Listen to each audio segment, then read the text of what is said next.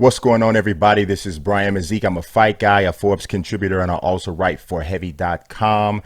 And we are powered by Fight TV and presented by Bet Online. And it is time to talk UFC 250 predictions. Been going through every single last fight. Our next fight coming up right here is Jussier Formiga. We've been going through each fight on this card on UFC 250, and this one, I'm telling you guys, is tough to call. I'm not even gonna lie to you. This one, I deliberated over this particular prediction for a good amount of time, and there's a reason why. It's a serious step up, first of all, for Alex Perez. He comes in ranked number 9, but he has not fought anybody on Jussier Formiga's level, and Jussier Formiga is the best flyweight in the last 10 years to never get that title shot.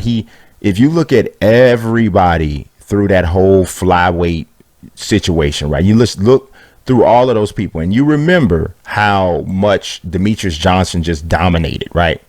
Jussier Formiga's pretty much been like in the top 5 or so that entire time, but for whatever reason, just losing at the wrong time here or there, not getting the opportunity. He's the only dude through this entire era that did not get a shot at Demetrius Johnson. He made his UFC debut in 2012. He lost that fight, got knocked out by John Dodson, came back, beat Chris Carriasso. Then he lost by first round TKO to Joseph Benavidez. Then he runs off 3 straight wins over Scott Jorgensen, Zach Makovsky, and Wilson Hayes. Then he loses a split decision to Henry Cejudo, beats Dustin Ortiz, loses the unanimous decision to Ray Borg. But then he rolls off wins against Yuta Sasaki, Ben Nguyen, Sergio Pettis, and Davison Figueiredo. Then runs into Joseph Benavidez for a second time and loses. And then his last fight, he loses to Brandon Moreno, which was just in March. So he's had a really good career, man, just a very good career, but just hasn't been able to get over that hump. And right now, he's on a 2-fight losing streak heading into this bout with Alex Perez, who is definitely an up-and-comer. You're looking at the age situations. Jussier Formiga is 35. Alex Perez is 28 years old. The grappling advantage is hard to determine who has it because Perez is a very good wrestler, but the slight advantage from a jiu-jitsu standpoint probably definitely has to go to Formiga, who is fantastic at getting the chokes and just maintaining advantageous positions when on the ground.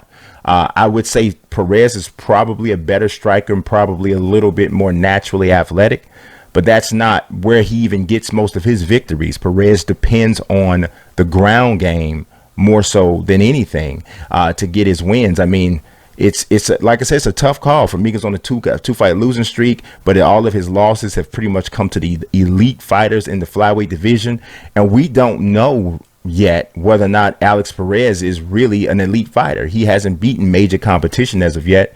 So is this going to be his breakthrough?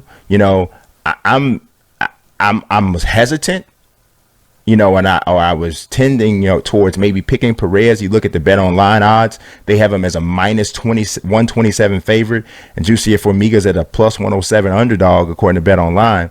But I'm gonna have to go with the underdog here. I'm going with Formiga by submission. 3 of his 5 losses have come by sub, and Formiga, I mean, when I say his, I'm talking about Perez.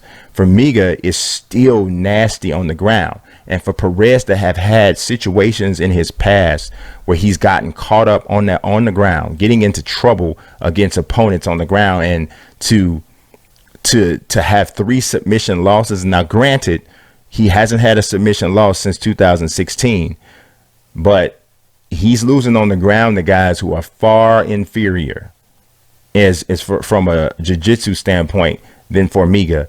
And I don't think that that's a good look. Again, this is a tough call. And if this was one of those NFL, confidence polls or picks or pools, I may not have a very high number on this particular pick. But I'm going to go with Formiga with the submission victory. I'm going to say a 2nd or 3rd round submission victory. I just think that he staves off that 3-fight losing streak and pulls out a victory over a very tough and younger flyweight contender. So that's my official prediction. We will see how it ultimately goes, though.